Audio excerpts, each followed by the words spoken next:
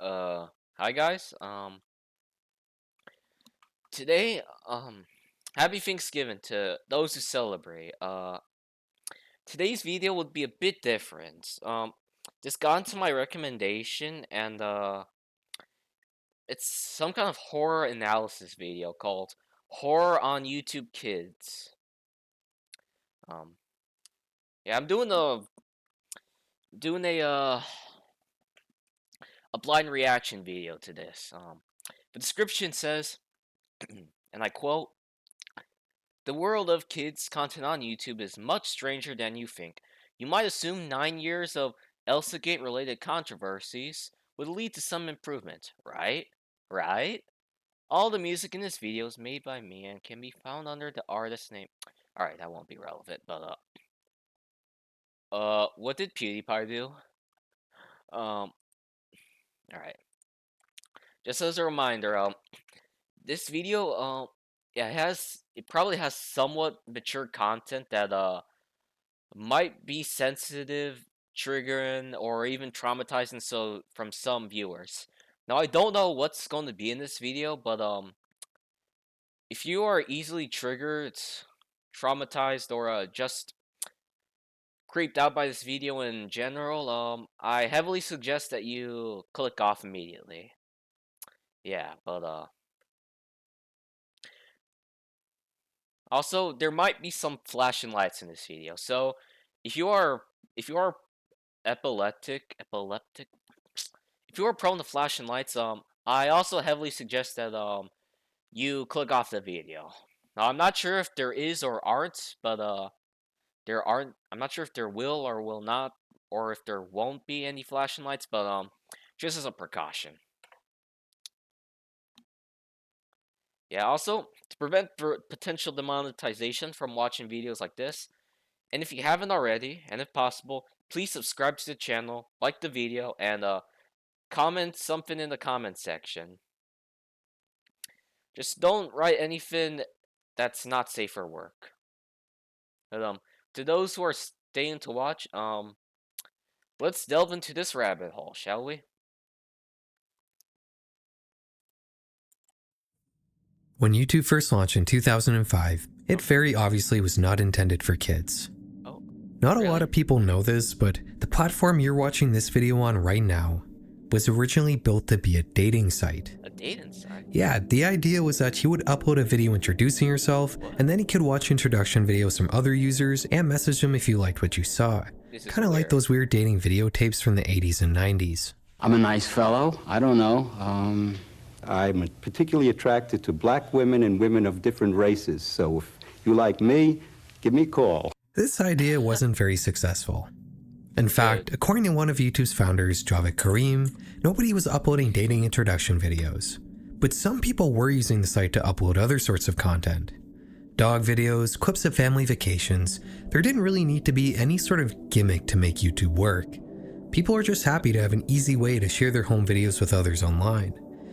YouTube may have launched as a dating site in February 2005, but by June of that year, they had completely rebranded and revamped the platform to remove all traces of its odd dating site beginnings.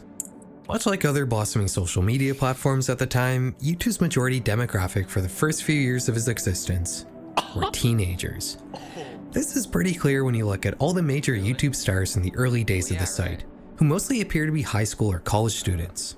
I personally started using YouTube in 2007 when I was 11 years old. Back then, the only good way to use the site was to visit it in a browser on a computer, whether it was a laptop or desktop. Tablets didn't exist back then, the modern form of smartphones were still in their most primordial form, and were mostly relegated to a select few tech enthusiasts. And the only way to watch YouTube on a TV was to hook up a computer to it and use it as a monitor, which most people couldn't even do because CRTs were still the most widespread form of TV at the time, and the vast majority of tube TVs don't support the digital I/O a computer needs. In short, YouTube was inconvenient, and that really prevented I like how there's a bunch of modern videos from like these are some pretty modern videos, I think. I think this one was probably from like this year, or I think maybe Trump's first term, but all these videos were probably made like a few years back. I'm not sure, but even despite that, I like how it says September 25th, 2007, and it still has the star system or whatnot, and the like and dislike. And now, for those who don't know, the like and dislike stuff, From it being came used as a serious before platform for as it anything, replaced this but thing, that the wouldn't be the star case thing. for So, very long. I think this In is the a early modern version 2010s, of the old smartphones YouTube capable page. of high-speed cellular connections would explode and become widely adopted. iPads would kick off the consumer tablet market, which also exploded. People would swap their bulky, aging CRT TVs for cheap and higher quality LCD panels, which could not only act as a computer monitor, but YouTube would even begin offering apps for game consoles and streaming boxes like Apple TV, which were also becoming widely adopted. Gone were the days of sitting at your desk to watch Smosh's Food Battle. Now you could watch PewDiePie on basically any media consumption device you owned. Oh, so that's why. And you know what people started doing? They began using YouTube as a babysitter. Using traditional TV to keep your child docile meant keeping them in a specific room where the television was. But now, you could just hand them an iPad while you work in your office or cook a meal in the kitchen. Exactly me. Tack on the fact that YouTube is free to use while other streaming services or cable all cost money, and YouTube began to be flooded with very young and impressionable viewers as the 2010s rolled on. Since, Creators eventually okay, quick fingers. Sorry, don't mean to interrupt, but this was actually me back then. My parents used to have an old 2007 laptop, and I would watch that thing. I would watch YouTube on that laptop for hours at a time, like Pokemon anime content, general like MLG memes in general, and like TF2 SFM animations and mini movies and stuff, like TF2 machinimas, the skits, memes from like SFM or Gary's mods, and as well as Godzilla content in general, because see, I'm not sure if I ever stated this, but I'm a huge Godzilla fan, and Godzilla 2014 just came out. It was still a relatively new movie at the time, so that's why. All right, I'll shut up, but all right, let's keep this video going. I'll shut up, guys. Began to catch on to the fact that the limited amount of child-focused content on YouTube at the time was getting an enormous amount of attention, with some videos even amassing hundreds of millions of views. Obviously, there was potentially a lot of money to be made by making videos aimed towards children, and I'm sure a lot of you know how that turned out. As long as television has been around, there's been an ongoing argument as to what is and isn't okay for children to be watching. Some people say kids should only be consuming educational content, or TV with some sort of moral lesson to teach. Some people think it's not a big deal if children are watching fun, junk foody kind of shows every now and then.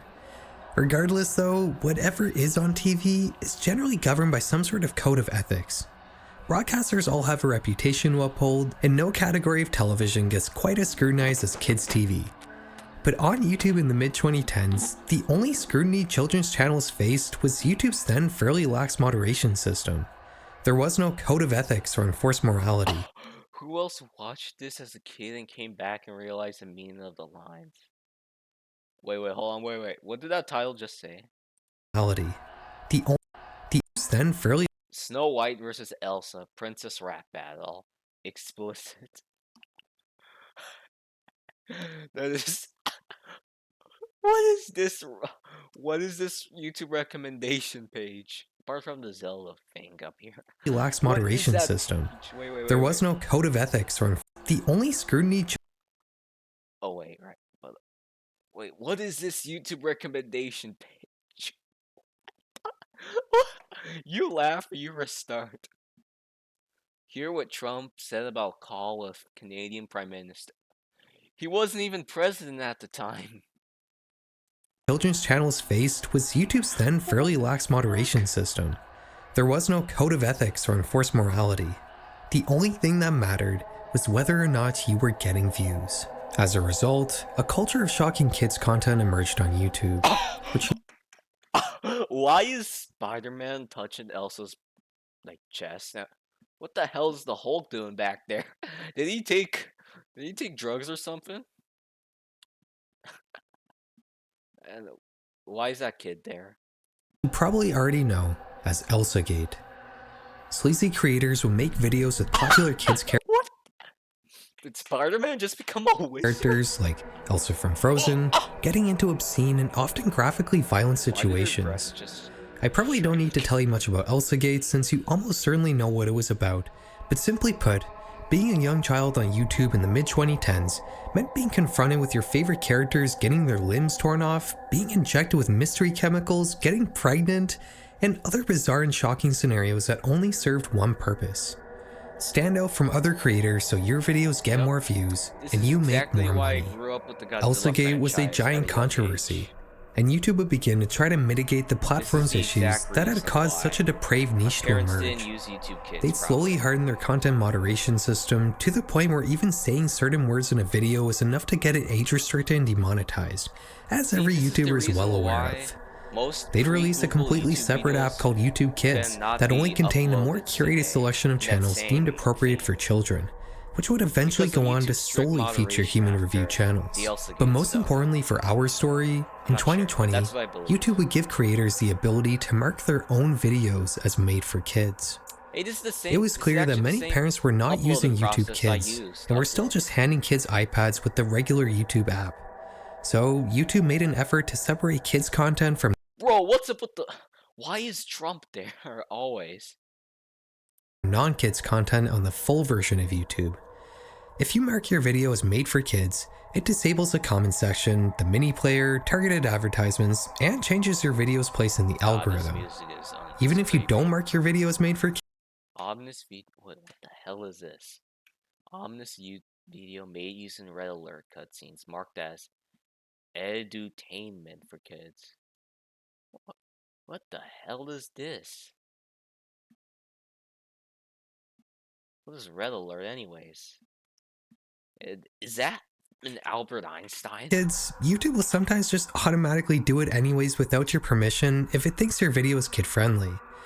This automatic moderation doesn't really work very well and can sometimes lead to a very strange array of quote-unquote made-for-kids content. A lot of videos I've covered on this channel have been marked as made for kids, like these stop-motion animations that recreate actual gore videos and often use the original violent audio. And also this channel that features shrink-wrapped body parts, which is probably just an art project, but still not a... And also this channel that features shrink-wrapped body parts, which... Shrink-wrapped body part... What the hell is Yoshi doing here? Which is probably just an art project, but still not appropriate for children in the slightest. Yeah, exactly. It makes you wonder, what other bizarre videos are out there in the deep... What the is that? What the actual hell is that? What is that thing?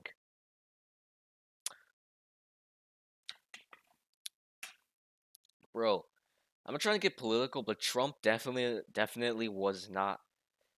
He was not president 3 years ago.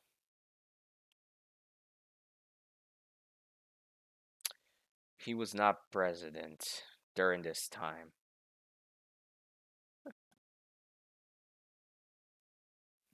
Also, brain rot content wasn't real in the way we think of it. It wasn't really a thing during when this was made. Deep expanses of YouTube that have been marked as made for kids and are showing up on children's homepages. That was the original goal of this video. Find some strange and creepy clips marked as made for kids and investigate them like I do in my other videos. But as I started researching, I quickly learned that the world of kids content and children's YouTube accounts is a whole lot more complicated than I initially thought. I mistakenly assumed that I could just set a YouTube account to some sort of restricted mode for children that would only show me content marked as made for kids. But that's not the case at all. What? Let's start with YouTube Kids. Making an account here is simple. All you need to do is log in with your normal YouTube account and create a kids profile.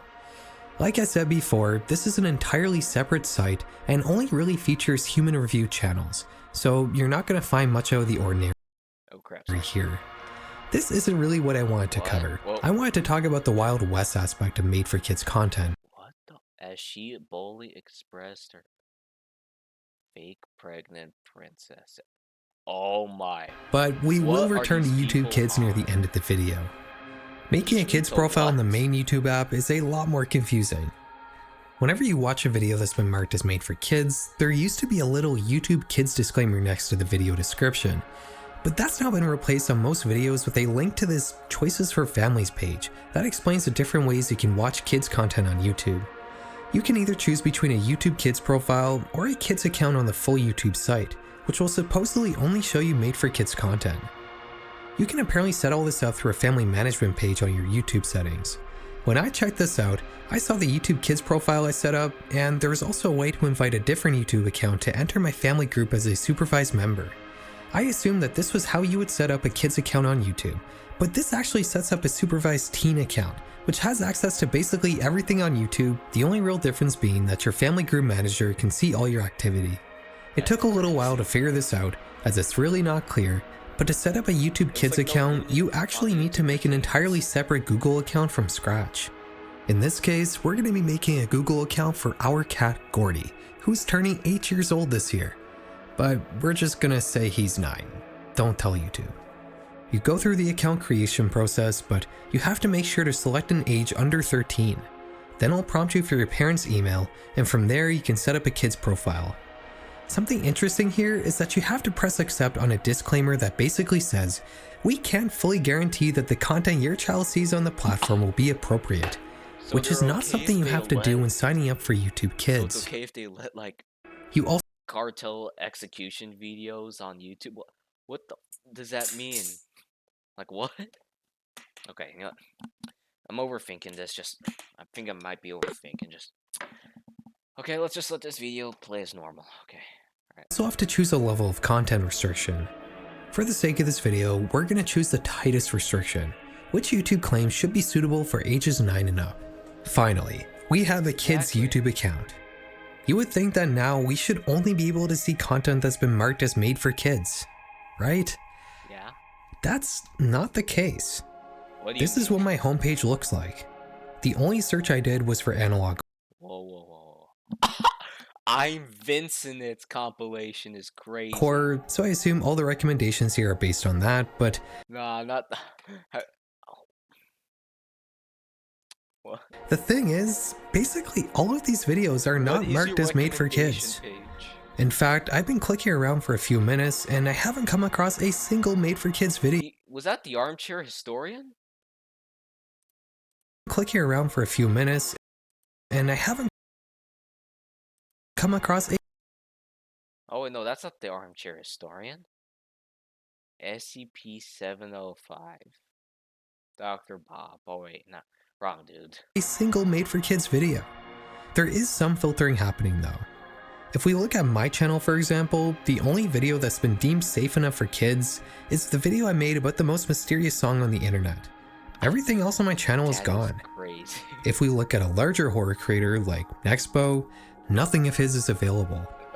It would appear that YouTube is more or less completely disregarding the made for kids setting and is instead using some other automatic filtering to mark certain videos and categories as safe for kids, which kind of begs the question, why even have a made for kids toggle if it doesn't do anything? I would say a lot of the channels on the YouTube Kids app have been marked as made for kids, but a surprisingly large amount aren't. Marquez Brownlee and Mr. Beast certainly do not mark their videos as made for kids, and the majority of gaming channels here aren't made for kids either. It would appear that either you or YouTube marking videos as made for kids basically does nothing except restrict audience interaction on videos and doesn't actually affect a video's actual visibility to real kids. This made for kids setting kind of reeks of a deprecated Google feature, and I wouldn't be surprised if it doesn't just get straight up removed in the next couple of years. But let's not get too off track. I started this video to see what inappropriately scary things you can find with a children's YouTube account. So let's take a look. In terms of actual horror creators, like I said, most of us are completely filtered out. But you can still see some creators that edge outside of horror sometimes, like Blame It On George for example, with some of his lost media videos still being viewable. If we look up some horror adjacent topic like liminal spaces for example, it's completely absent here except for a few weird exceptions. Like this 800,000 view video about creepy liminal spaces. Why is this available to watch and not Jaden Salah's liminal space videos? Enough about generic topics though. Let's look up a more recent Elsa Gate kind of controversy to see if our kid's account can actually see stuff that's potentially damaging to a child. If you haven't heard about QCat AI, you should go watch Raymondo's video about it. But in short, There are creators out there using AI image and video generators to make awful shock videos revolving around cats. Why do... Oh, this is... A fat orange cat cooks fish. I guess that one's kind of calm though. Don't really want to describe what's being done to these AI pets in these videos, but it's very violent and upsetting. Many of these cute cat AI channels have luckily been banned, but it seems like more pop up every day. Like this channel called Cat AI Dreamer. On normal YouTube, we can see horrible, violent thumbnails that are typical of the cute cat AI trend. Let's see if it's any different on our kids account. While the majority of videos have been filtered out, 20 still remain. What is that thing? Which is 20 too many in my eyes. This is pretty disappointing. I know that YouTube makes you accept a disclaimer that states you may encounter inappropriate content while using a kid's account, but the fact that Blame It on George's videos about SpongeBob Lost Media are filtered out, but not AI generated animal abuse, is just plain absurd. Yeah, like, by the way, if you're watching this on Patreon, I'm still censoring out the cat AI stuff. Sorry, but nobody should be seeing that. As awful as this cute cat AI stuff is, there is a reason why it's still visible to kids' accounts on YouTube. If you examine these videos from the viewpoint of the YouTube algorithm rather than just a viewer, there's not a whole lot there to indicate that there's anything amiss about these videos. The descriptions are all ChatGPT nonsense about heartwarming cat videos, and while the titles sometimes can contain questionable keywords, it does make sense how a bot might accidentally categorize this video as safe for kids, even though it very obviously is not. And understanding this shortcoming of YouTube's analysis of metadata pretty much explains how all inappropriate content slips through the cracks. And that kind of brings us to our next topic. QCat AI is just one example of an anomaly in the YouTube algorithm. I made an entire video about this, so go check that out if you want to get a deeper understanding, but in short, the algorithm doesn't actually watch videos or understand what the content of a clip is. It only categorizes videos based on titles, descriptions, transcripts, tags, all the metadata that surrounds a video. But if there's something wrong with the metadata, the algorithm can sometimes glitch and put videos in the wrong place. You often see this sort of thing when a video has no metadata except for punctuation or emojis. The algorithm has no way of knowing what the video is about, so it groups it with other videos that also have the same nonsense strings of metadata, creating unnatural niches. This was actually a bit of a trend a few years ago. The most prominent example being— Why is there a gif of why is there that one meme? Oh crap, sorry about that, guys. Oh sorry. Oh no, crap, no, wrong video. No. Oh yeah, good. Alright. Why was there that one? You often see this sort of thing when other videos that also have the same nonsense strings of metadata, creating unnatural niches. This was actually a bit of a trend a few guys pulling out a bunch of military equipment on the pirate from SpongeBob years ago. The most prominent example being people uploading creepy clips with the title full stop punctuation, which is what you would see if you typed in just a period character and hit search. Even more so than QCat AI, almost all of these algorithm anomaly niches are viewable with a kid's account.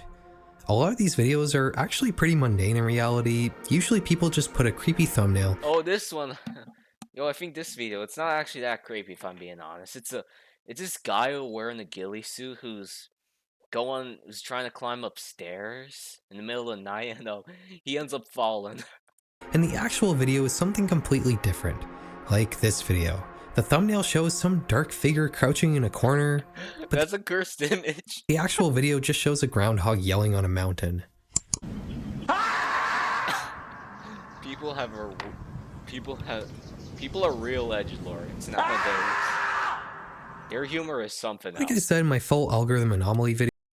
What the fuck is that?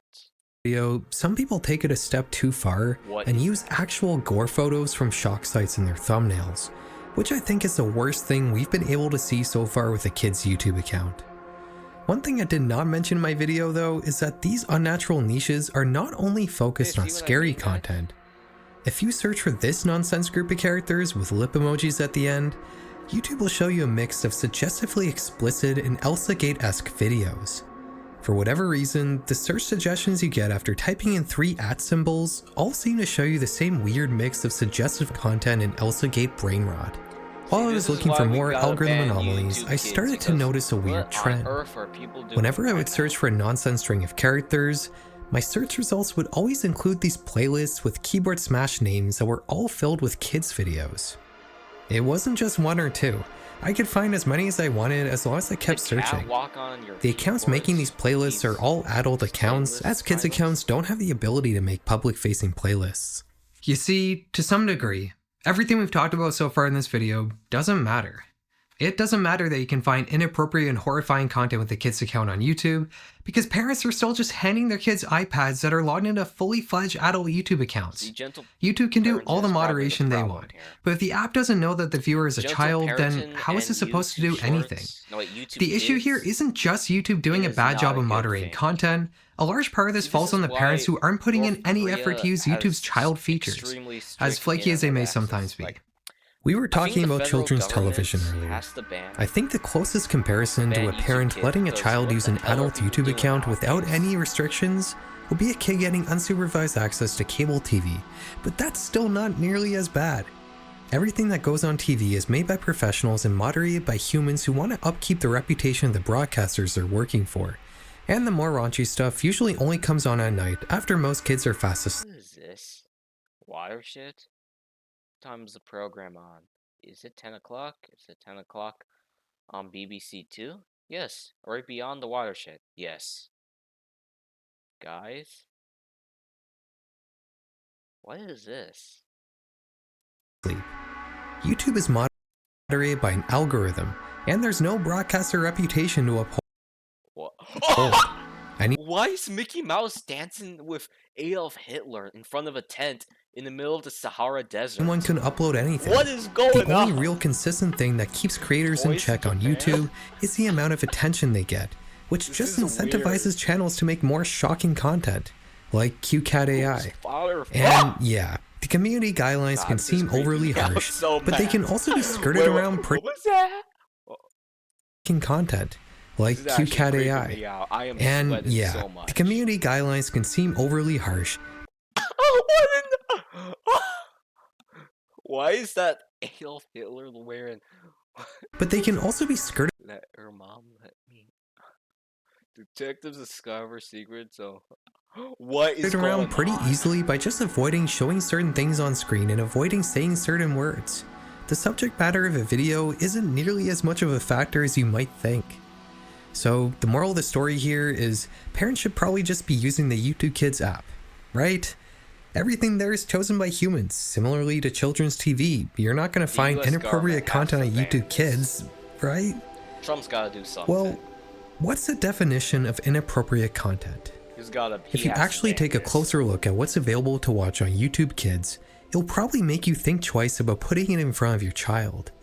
Do you really want your kid watching videos like "Stalker escapes from jail, what happens next will shock you"?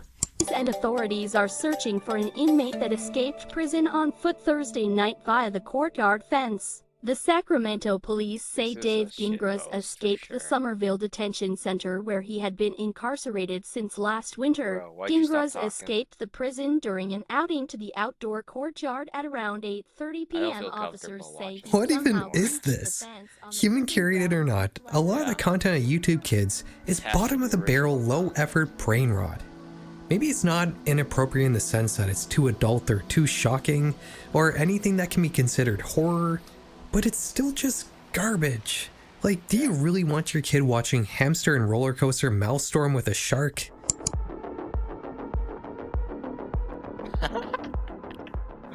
You know what? I changed my mind. This is based. This video really didn't turn out like I thought it would. I genuinely thought that we'd just be looking at creepy videos that were marked as made for kids and talking about some Elsagate kind of stuff, but there's just so much more wrong with kids content on YouTube in general. I think if there's any moral to this story, it's that you probably shouldn't be showing your kids YouTube at all. Why not put on PBS Kids instead? It's a 100% free app and it's got infinitely better kids content than what you're going to find on YouTube. It requires very little effort to download an extra app, and who knows what change it might make for your kid. You might have noticed that the music in this video is different than in my previous videos. That's because I just made an entirely new album of ambient music that's going to be kind of like the 2025 Farrell McGuire soundtrack. It's called Living One, and you can find it on every major Yeah, alright, okay, we're stopping the video here, but well, thank you guys so much for watching. It really helps out.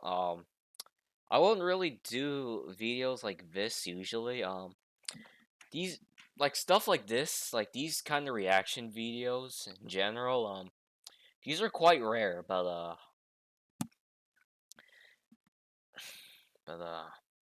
yeah.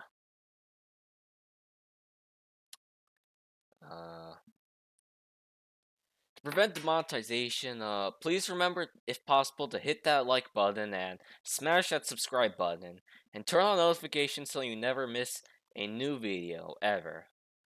Yeah, exactly. Yeah. I don't usually want to react to videos like these over here, but it's just a one in a lifetime like occasional thing. So happy Thanksgiving, everybody.